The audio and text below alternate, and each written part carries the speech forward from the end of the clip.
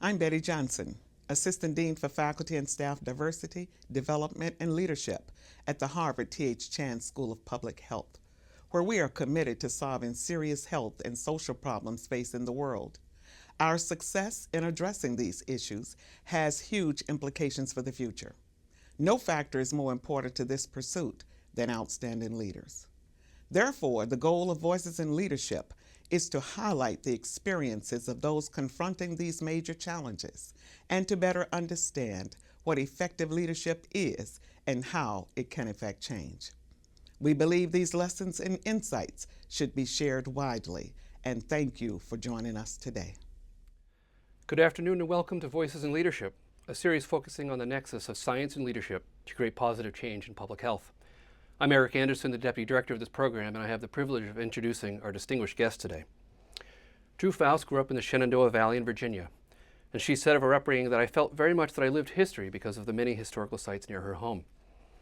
Inspired by her surroundings, she became a celebrated scholar of the antebellum South in the Civil War era, and even made some history herself. Drew Gilpin Faust is the 28th president of Harvard University and the Lincoln Professor of History. She is the first woman in Harvard's history to serve as university president. As president, Faust expanded financial aid to improve access to Harvard College for students of all economic backgrounds and advocated for increased federal funding for scientific research. She pushed her administration to prioritize diversity and inclusion, both within the student body as well as the faculty.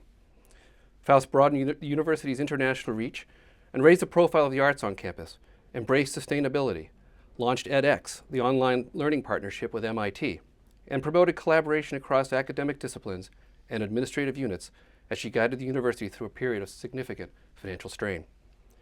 During her successful tenure, President Faust has championed the work of the Chan School of Public Health.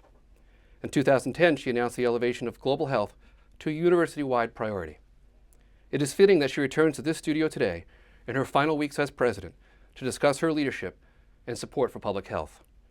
Before I turn this discussion over to our moderator, our own Dean Michelle Williams, please join me as we welcome President Drew Faust to the Voices in Leadership series at the Harvard T.H. Chan School of Public Health.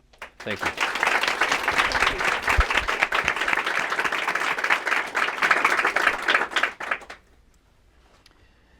President Faust, thank you so much for joining us here this afternoon. And I'd like to extend a warm welcome to those of you here in our in-house audience and the many of you who are online watching us from around the world. This is a tremendous opportunity for me to have an opportunity to talk with you this afternoon, President Faust.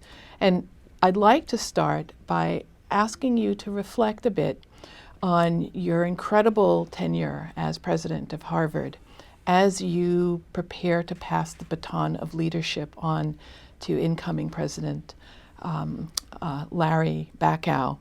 If you could think with us a bit about what you foresee as the challenges that institutions of higher learning are going to be facing in the near future.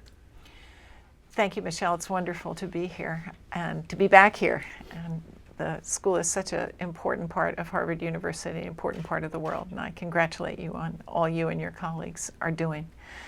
This is a signal time, I think, for higher education in a number of ways, and what happens in the next decade or so is going to be critical to the kind of leadership that the United States has had in higher education, to the role that knowledge and research has played, not just in this country, but around the world.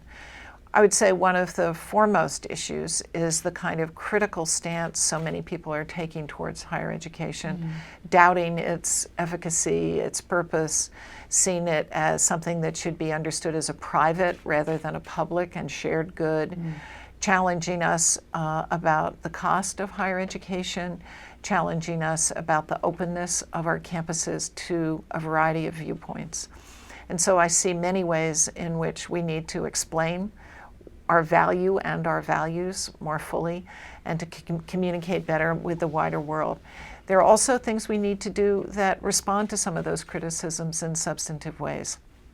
The issue of college cost and university cost generally is an important one, though we need to recognize the traditional partnership between the public sector and the private sector in funding those costs. Those contributions from the public sector have diminished in many cases, particularly in state-based higher education systems, much to the detriment and squeezing, I believe, of what universities are able to do. Nevertheless, I think we need to ask ourselves some important questions about cost. Another fundamental issue on our campuses is that as we have extended our reach far more broadly to much more diverse populations, and at Harvard we've seen this quite dramatically even over the last decade with the extension of financial aid across the university, but particularly in the undergraduate program. It's brought in a very different group of students demographically, many of whom have not come from families where college was an experience. They're first-generation college students or first-generation graduate students.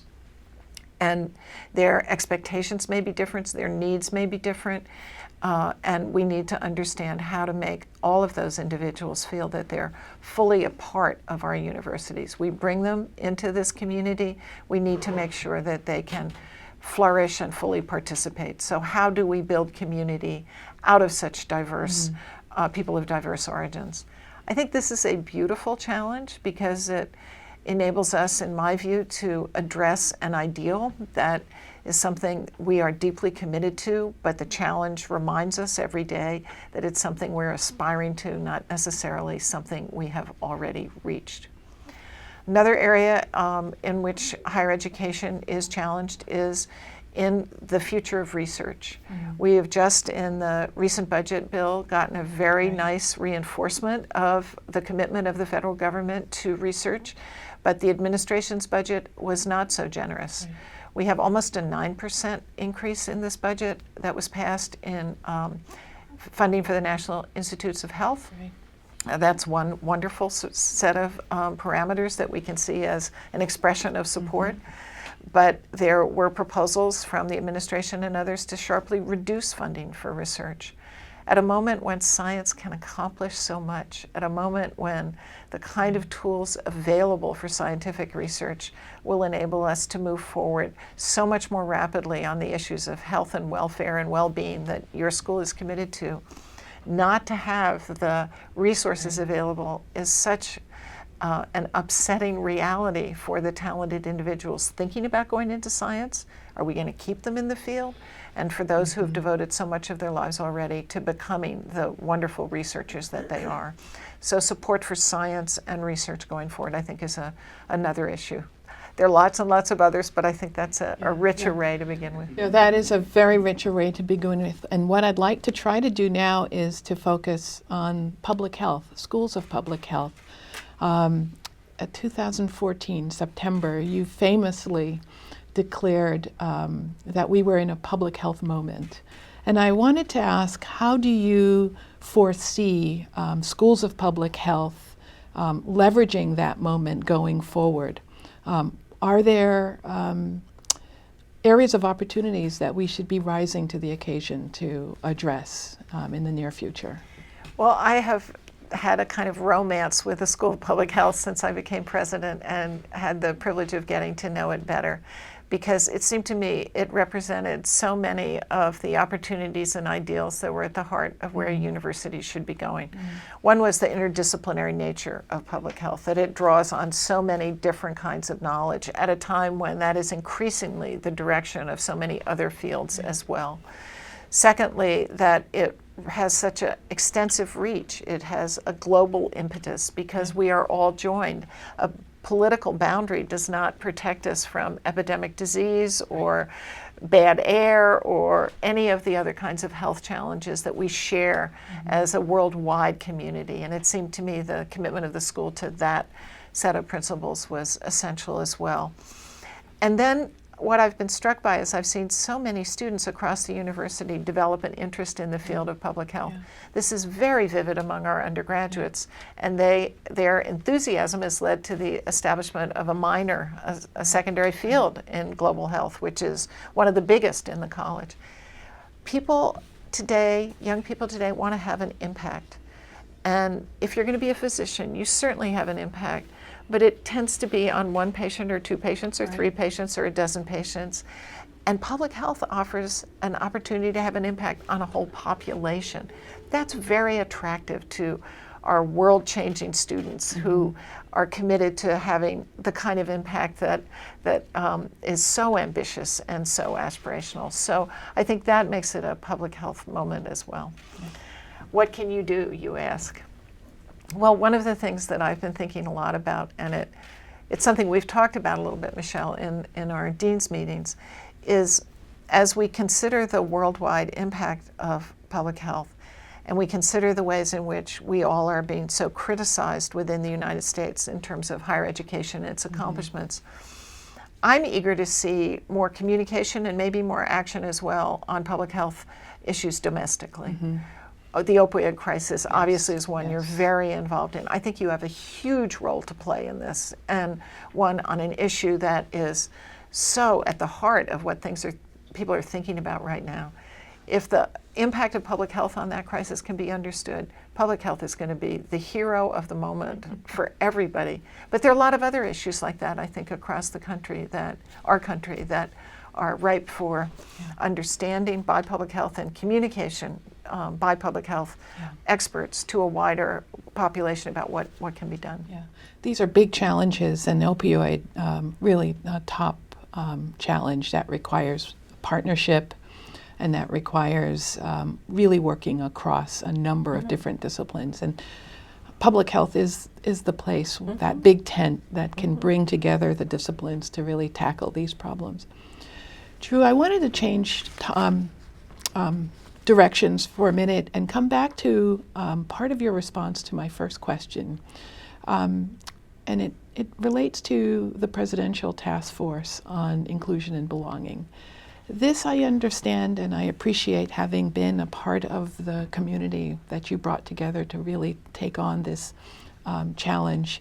It's a very important topic, particularly now as our campuses become more diverse. And so I wondered if you could share with us a little bit of the underlying impetus for the task force and what the major findings of the task force has been. So the impetus, there were multiple impetuses. One was what I described earlier, this sense that our community has changed dramatically in the past generation, and that our structures, our responses, our understandings had not entirely kept up with those changes, leaving many students feeling that although they were present, they weren't fully included. It goes back, I think, in some ways to what W.B. Du Bois said in the late 19th century, was he always felt in but not of Harvard. I think there were too many people on this campus who felt or feel still, unfortunately, in but not of Harvard.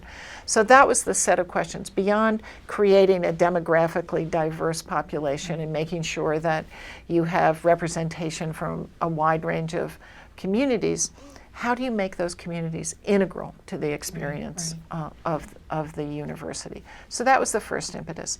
The second impetus was a bit of an organizational one, in that ever since I became president, I felt that the offices and the experts and the responsibility for addressing these questions was lodged in the schools, and that made them somewhat siloed. They didn't learn from one another, and that there wasn't the capacity at the central administration to deal with these issues. So I wanted both to bring people together across the schools to share more, to streamline some of the approaches that could perhaps be done best, not in isolated ways, but together. But I also wanted to see what kind of capacity and structures we ought to have at the center to make sure there were eyes on this. It was a priority. It was being driven all the time in an organizational way. So those were really two major concerns that led me to develop the task force. And I also felt that when we think about diversity, that it is so much more diverse than we had been defining it. Right. And that actually people across the campus have parts of their identity, parts of their origins, parts of their reality that make them feel marginalized at one moment or another, or maybe every moment. And so I wanted us to think broadly across the categories, of course, of race, ethnicity, religion, but we also put in there disabled status, sexuality, and political viewpoint. Viewpoints. Because there are many people on this campus who've said to us quietly, I don't feel that I can express my ideas freely in a group, that I am a minority in what I feel, and therefore I don't want to speak. That's terrible. We ought to be a cacophony of voices and arguments and points of view, respectfully articulated, of course. But if people feel they can't speak, we're not being the kind of university we ought to be. So to cast this question of inclusion in a much broader way. So those were sort of the three driving purposes of having this particular task force, which included staff, faculty, students, everybody, every element of the community, which was another part of it as well. It shouldn't just be focused on one or another sector of the community. And the major So the next major steps. findings, I urge people to have a look at this task force report. It's online, and I think there's one major part of it that has such relevance well beyond our own boundaries, and that is the linking of the issues of academic freedom and free speech that have been so much in the press with the issues of diversity, inclusion, and belonging. And saying these are not polar opposites as they're often cast in the news media, but rather, as I suggested a moment ago, if you truly wish to have academic freedom, you have to have many voices articulated. And so diversity is essential to the kind of academic goals we have. And the way that is argued and put together in this report, I think, is quite brilliantly done and worthy of widespread attention. There are a lot of very specific principles and actions that are recommended, some of them administrative, some of them having to do with mental health services, some of them having to do with symbols on our campus. A room full of portraits of the founders of Harvard does not include faces that look like most of the people who are on this campus now. So thinking about a variety of these things, and I responded with a number of immediate actions and some longer-term strategic actions that I think will help address the purposes of the task force. Speaking of strategic, words matter, and I so appreciate the title, Pursuing Excellence on a Foundation of Inclusion. It's powerful. Again, uniting those two things very Yes. closely. One Yes. requires the other. Yes. So this is a Voices in Leadership event, and so I want to turn my questions to leadership. And my first question relates to asking you if you could speak to a particular challenge that you've encountered in your journey as a leader that you might share with our students who are aspiring to ascend to roles of leadership in their own careers. So this would be a general level, not a problem. Yes. Okay, a particular challenge of leadership. I guess for me, a challenge of leadership is how much to push and how much carrot and how much stick. Not that a university president has a whole lot of sticks. Or dean. Or a dean.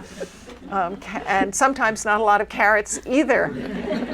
But what is the moment in which to draw a line and just say, this is not acceptable or this cannot be, and to push back? And I think being a woman makes me all the more conscious of that because I believe that aggressiveness can be more acceptable from a man than a woman. A woman is seen as twice as aggressive as she actually is. And if you sort of blinded out the action or the words. And so trying to figure out the balance between cajoling and coercing. Coercing, yeah. Words matter. Yes. But I would say that my job, and I bet this is true of your job too, so much of it is retail politics because that, if it works, is so much more effective than having to resort to some form of coercion, minimal as the tools available to us might be. But it means that everything is work, to use words, to use attitudes, to use examples to try to persuade. Yeah, it's very important. So I don't know that many of you in the audience know that when President Faust was an undergraduate, she chose to leave, I think it was exam week. It was my midterm It exams. was midterm exam, first semester. second semester of my freshman year. Left the safety of her campus at Bryn Mawr to go and march on Selma. And so I've been inspired since the moment I heard this story as part of President Faust's history.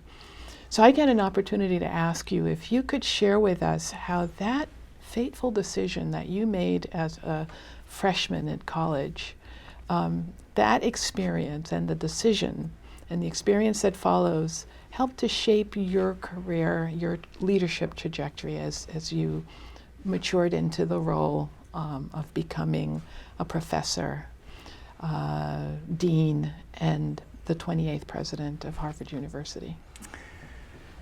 Well, let me give a little context about why I would come to make such a decision. I grew up in Virginia in a sharply segregated society that appeared to me very unjust at an early age.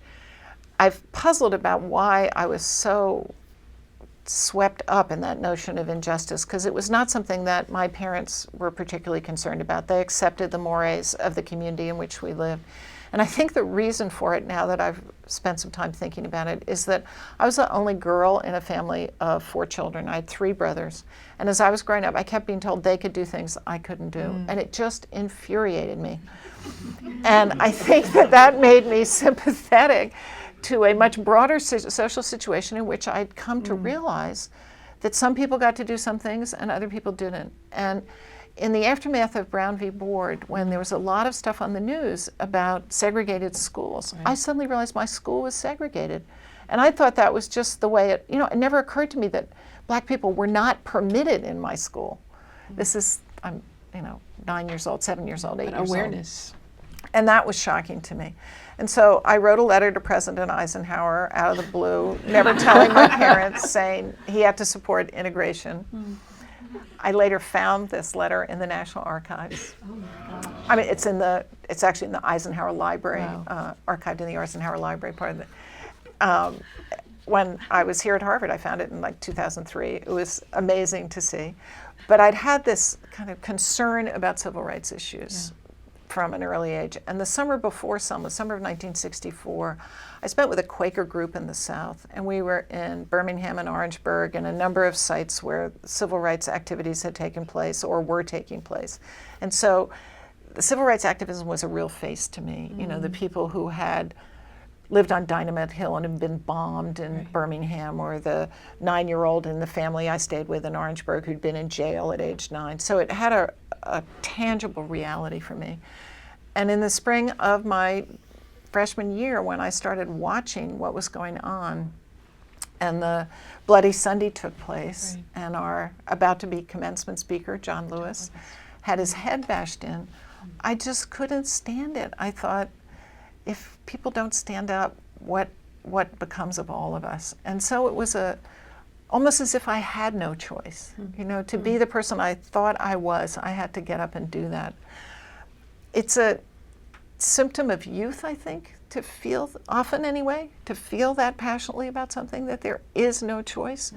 I'm afraid nothing has seemed, or few things have seemed quite so vividly imperative to me. Everything got more complicated and complex as I got older, and everything had nuance. This was just, you have to go. So my then boyfriend and I got in a car and drove, and left Pennsylvania and drove alternate 100 miles, and we got to Atlanta, Georgia, and we were exhausted. And I'd been in Atlanta the summer before, so I knew how to find the Morehouse parking lot. And I thought, we can go sleep in the Morehouse parking lot. No one will bother us. Well, we were asleep in the car in the Morehouse parking lot, and this guard knocks on the window and says, "What the heck are you doing here?" And we said, "We're on the way to Selma." And he said, "God bless you." So I went to Selma, and it was the first march, the Bloody Sunday March. Later there was a general march that you could march in for the first day, and then the judge in Alabama had said then there could be only 300 marchers until they got to Montgomery. And then the last day people could march. So we marched the first day, and then we weren't allowed to march, and we went home. But we stayed with a family that night in rural Alabama, and I'll never forget how generous and lovely they were to us. but we marched out of Selma over the Pettus Bridge. And we were very glad that as we had driven down there, we heard, I guess we were in South Carolina when we heard that Lyndon Johnson had nationalized the Alabama National Guard, which was a lifesaver. I think it would have been a bloodbath otherwise. And I had actually an incident when we got to Selma. We parked our car and we were walking over to the Brown Chapel where the rally was being held before the departure on the march. We were walking by two Alabamians who were National Guardsmen, and one of them just hauled off and slugged me in the breast as we were walking by. Just as a, I'm nationalized, but I'm letting you know I'm not happy about this. So it was quite an experience. So what were my leadership lessons about that? I guess a passion for issues of equity and justice that seemed to me so embodied and exhibited by the people like John Lewis who had undertaken that journey. A hope that even though I do think as you get older, your life gets more complicated, issues get presented to you in more complex ways, that I could try to hold on to at least a bit of that clarity and singularity of purpose that I think so often, not always, but so often is the province of the young. Those would be a couple of them. Yeah.